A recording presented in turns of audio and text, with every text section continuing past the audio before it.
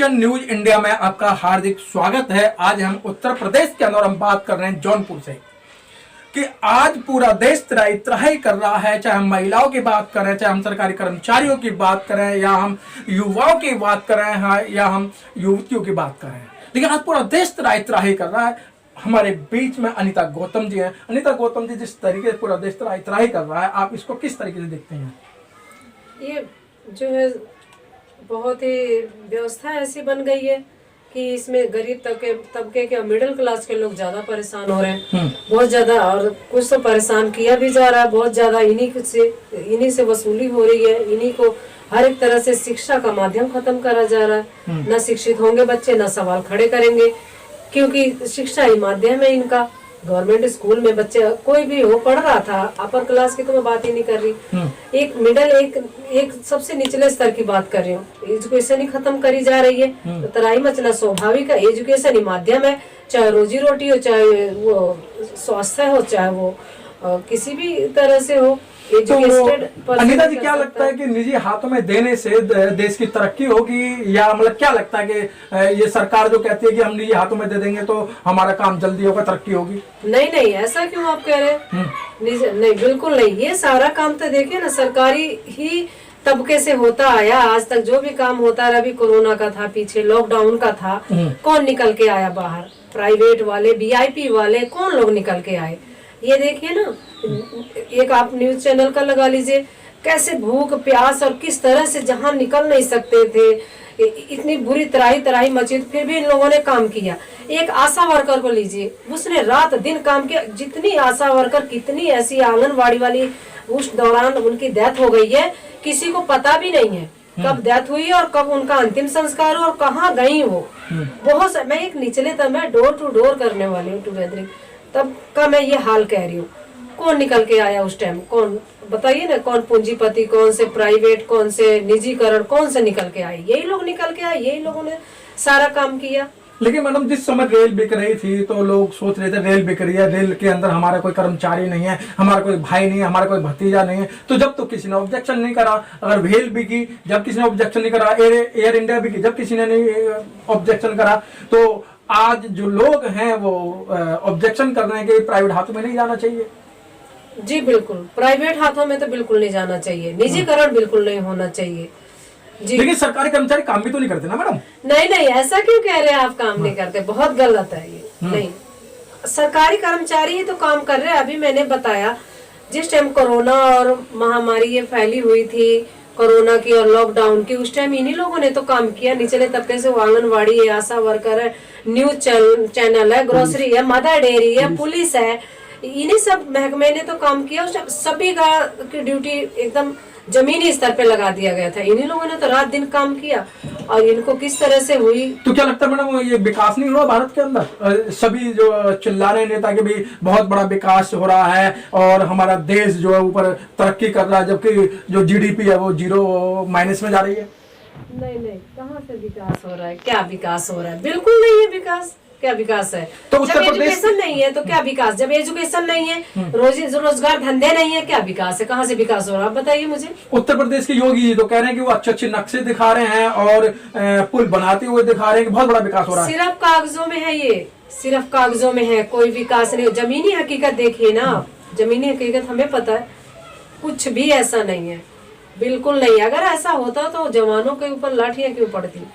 जवान आज लाठियां खा रहे हैं, भूखे मर रहे हैं। जहां भी जा रहे, जो भी चीज वैकेंसी निकली, निरस्त उन्हें लाठियां मिल रही हैं। एग्जाम देने गए, निरस्त उन्हें लाठियां मिल रही हैं। ये विकास हो रहा है? वो ट्रीटमेंट के नाम पे कुछ भी व्यवस्था नहीं है, मरने के लिए छोड़ दिया जा रहा है। इंजेक्शन लगाते ही बंदा खत्म, इंजेक्शन लगाते ही जान बचनी चाहिए, इंजेक्शन लगाते ही, दवाई खाते ही बंदा खत्म। ये विकास हो रहा है? आप कैसे विकास की बात कर रहे हैं? लेकिन मैडम, मैं विकास की बात कर रहा हूँ कि किसान भी 13 महीने से यहाँ बैठे हुए थे, लेकिन किसानों ने तो अपने दबाव में लाके जो उनको कानून थोपे गए थे उन्होंने वापस ले लिए, मोदी सरकार ने वापस ले लिए। तो क्या लगता है कि अब जो चुनाव होने जा रहा है 5 राज्यों का, इन किसानों का और जो गरीब जिन्होंने स्ट्राइक किया, जिन पर लाठी चार्ज हुई है, क्या इस पर कोई असर पड़ेगा? बिल्कुल असर पड़ेगा, बिल्कुल होगा, बिल्कुल पड़ेगा। और देखिए, आ चुका है पंजाब चंडीगढ़ का, आ चुका है, आगे भी आएगा, इससे बेहतर आएगा आगे, बिल्कुल होगा। लेकिन मैडम, लालच में नहीं आएंगे लोग? नो नो नो क्या 15 लाख और किसानों का ऋण माफ हो जाएगा? No no no. हाँ। जिसकी जाने गई है, जिसके परिवार का मेंबर गया है, जिसकी और चीजें बहुत सारी हुई हैं ऐसी, पूरी पूरी फसल नुकसान हो गई। साल की होती है एक फसल और पूरा पूरा नुकसान हो गया किसानों का, तो कैसे लालच में आएगा? उन्हें जो लॉस हुआ वो कौन देगा? वो कहाँ से आएगा? लेकिन मैडम पहले तो 15 लाख की बात की थी, अब 25 लाख की बात कर दी जाए, घर में से एक नौकरी दे दी जाए, और अब दुनिया भर के कार्ड बनाए जा रहे हैं कि हम 5-5, 6-6 हजार रुपए डालेंगे। नो नो, लालच में नहीं है, ये तो बस कागज में है। जमीनी हकीकत तो कुछ और है। जमीनी हकीकत कुछ और है जी बिल्कुल। क्या? बिल्कुल नहीं है, ऐसा कुछ भी नहीं है, बस कागजों में है। कागजों में दिखाया जा रहा है ये चीज ऐसे है, बस उसके बाद कुछ नहीं है। लेकिन मैडम 5 किलो राशन तो मिल रहा है ना आपको फ्री में? देखिए ये तो है बस मुंह बंद करने के लिए, जुबान बंद करने के लिए, ताकि इन्हें मुफ्त का मिलते रहे, खाते रहे और आगे बोले ना, बस। और बाकी गरीब को क्या चाहिए? गरीब को क्या चाहिए? फ्री में राशन चाहिए ना, मिल रहा है ना। एजुकेशन चाहिए जी, सबसे पहले एजुकेशन। एजुकेशन? हाँ जी। स्वास्थ्य चाहिए सबसे पहले, एजुकेशन चाहिए, उसके बाद स्वास्थ्य चाहिए, उसके बाद रोजगार चाहिए, उसके बाद सारी चीजें जो है। लेकिन एजुकेशन पर और स्वास्थ्य पे तो योगीनाथ जी बात ही नहीं करते। वो तो कहते हैं, और जैसे कि प्रधानमंत्री कहते जब युवा उनसे रोजगार मांगने गए थे, कभी आप पकौड़े भी तल सकते हो, पंचे भी लगा सकते। MSc जो लड़का है या डिप्लोमा होल्डर लड़का है, डिग्री होल्डर है, क्या पकौड़े और पंचे लगा सकता है? नहीं, ये सब बस वो जुमलेबाजी है और ऐसा कुछ नहीं है। और अपनी जिम्मेदारी से पल्ला झाड़ना है ताकि ये जिम्मेदारी से मुक्त हो जाए, सत्ता इनके हाथ में रहे, ऐसा कुछ नहीं। पर अब ऐसा होने वाला नहीं है। क्या युवा जागृत है? जी बिल्कुल जागृत, अब तो और भी जागृत हो गया। पहले बात तो कोरोना ने कर दिया, बाकी हमारे सिस्टम ने कर दिया।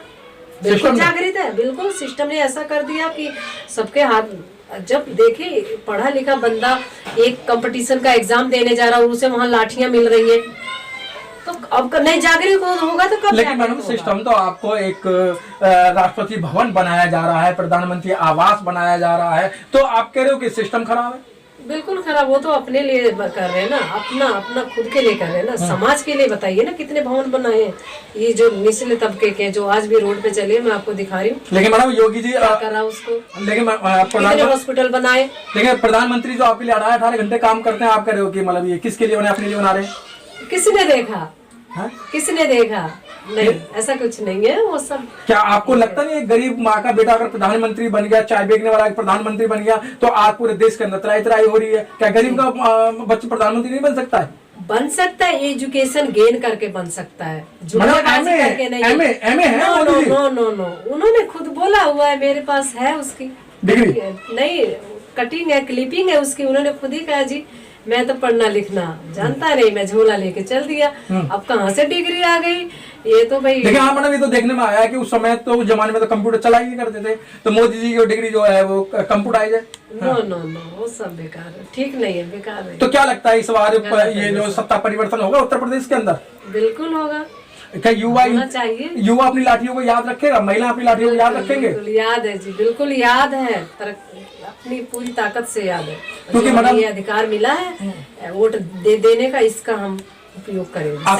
आशा वर्कर याद रखेंगे जिले जिले पर जब उन पर लाठीचार्ज हुई थी? जी, आशा वर्कर आंगनवाड़ी बहुत निचले स्तर से काम करती है। शिक्षा मित्रों को भी बहुत लाठीचार्ज हुई। हाँ जी जी, बिल्कुल भूला नहीं। ये याद रखेंगे? हाँ जी, भूला नहीं है कोई भी आज भी। अगर मैडम लालच दे दिया गया तो? नो नो, वो तो सम टाइम के लिए है ना जी, वो तो कुछ देर के लिए। आप सब एजुकेटेड पर्सन है, तो उन्हें पता है कि जो भी देंगे आज और कल के लिए, फ्यूचर के लिए नहीं। मेरे बच्चे के लिए कुछ नहीं है, मैं खा लूंगा लालच से, मेरे बच्चे क्या खाएंगे आगे? उनका क्या फ्यूचर है?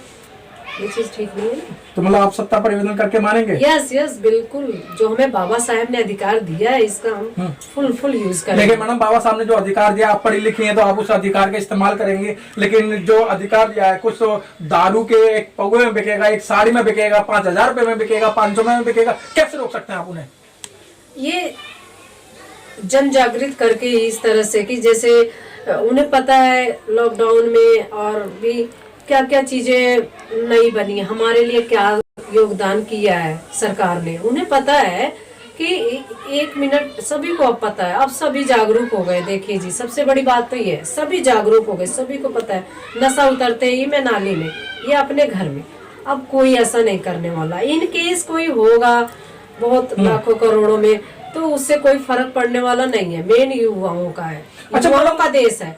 युवाओं को कमांड लिया। अगर हम सीधी सीधी बात करें कि कांग्रेस की बात करें, बीजेपी की बात करें, क्योंकि अब बीजेपी के मुख्यमंत्री हैं, बसपा की बात करें, सपा की बात करें, कि इन चारों शासन के अंदर अखिलेश हैं, मायावती जी हैं, योगीनाथ जी हैं, कांग्रेस है, तो इनमें सबसे अच्छा शासन किसका रहा? सबसे अच्छा शासन तो बहन जी का ही रहा। उनके शासन में या तो लोगों ने छोड़ दिया है, क्या छोड़ दिया? हाँ, एरिया छोड़ दिया बदमाशों ने, हाँ, या तो वो सुधर गए हैं, देखिए जी, या तो वो जेल में नजर आए हैं। ठीक है, कितने सारे स्कूल, कॉलेज, हॉस्टल जो SC ST के समाज या सभी के हॉस्टल तो देखिए जी, सभी के लिए होता है, सभी के बच्चे। अगर मायावती ने रोड बनाया तो सभी के लिए, वो ये जो बना है वो मायावती जी के टाइम का बना है, जो आज पूरे देश में अपना नाम का झंडा और पार्टियां लगा रही हैं, इंडिविजुअल पार्टी लगा रही हैं, वो उन्हीं का टाइम का है। देखिए आज वो हाथी हाथी चिल्लाते थे, आज वो कितना बड़े कमाई का स्रोत बन गया है हमारे। बाप रे बाप, कितना वो उसका आयकर आ रहा है, वो समाज सेवा में लग रहा शूटिंग है। भी हो रही है करोड़ों रुपए की। देखिए ना, वो समाज सेवा में तो लग रहा है, वो किसी पर्टिकुलर के जेब में थोड़ी जा रहा है। और कोई सरकार को फायदा हो रहा है ना, सरकार को फायदा हो रहा है। जब सरकार को फायदा हो तो वो पब्लिक में से आ रहा है, पब्लिक उसके लिए बनाएंगे, आगे सोचे ये लोग।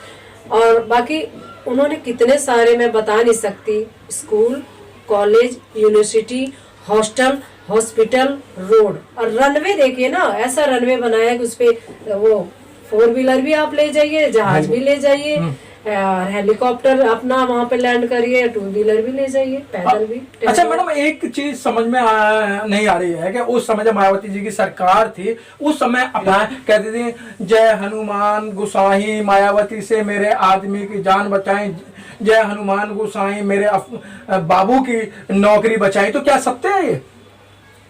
बिल्कुल सत्य है। उन्हें डर था, हाँ, उन्हें डर था, जो काम नहीं करते जी, उन्हें डर था कि ये कितना अच्छा है, ये लोग समाज में ये क्या योगदान दे रहे हैं, कितना है ना, दे रहे थे। और अब तो पहले कुशासन था, अब सुशासन चल गया, तो उन्हें डर था कि कहीं भाई हमारे इन पे ना, जो कहते ना चोर की दाढ़ी में तिनका, तो वो तिनका उन्हें नजर आ रहा था, इसलिए वो कह रही थी। बिल्कुल ये सत्य है कि मायावती जी काम कराना जानती थी अधिकारियों से। जी बिल्कुल, उन्होंने काम करा, लाइन ऑर्डर बहुत अच्छा था जी, काम करा उन्होंने। इतिहास है उसका, पूरा इतिहास है, हिस्ट्री है, आप उठाकर देखिए उनके एक एक कामों की, एक एक मिनट की वो काम किया, वो 12, 14, 20, 24 घंटे वो काम किया उन्होंने। बहुत बहुत धन्यवाद। ये हमारे बीच में थी अनीता गौतम जी की बहुत अच्छी बात बताई कि हमने पार्टियों की बात करी और जिस तरीके से लाइन ऑर्डर की बात करें तो सबसे अच्छा लाइन ऑर्डर मायावती जी का रहा। क्यों कि अगर रात को 12 बजे अगर लड़की कहीं से अपने घर जा रही है, अगर वो सुरक्षित नहीं जाती है, उसकी जिम्मेदारी DM और SSP की थी। तो मायावती शासन के अंदर इस तरीके से कोई भी आपदा नहीं आई और बहन बेटियां सुरक्षित थे और पूरा समाज सुरक्षित था और रोडों पे अच्छी खासी व्यवस्था थी, पुलिस की व्यवस्था थी और जो मार्ग जो बनाए गए हैं जिन्हें नेशनल हाईवे कहा जाता है, वो मायावती शासन में ही उनका उद्घाटन हुआ था। और आज वावा लूटने के लिए सभी लोग कह रहे हैं भाई हमने काम किया है। मैं किसी पार्टी की बात नहीं कर रहा हूं, मैं बात कर रहा हूं काम करने वालों की। बहुत अच्छे अच्छे काम किए हैं। कैमरामैन गौतम के साथ मनोज पिप्पल, उत्तर प्रदेश, जौनपुर से।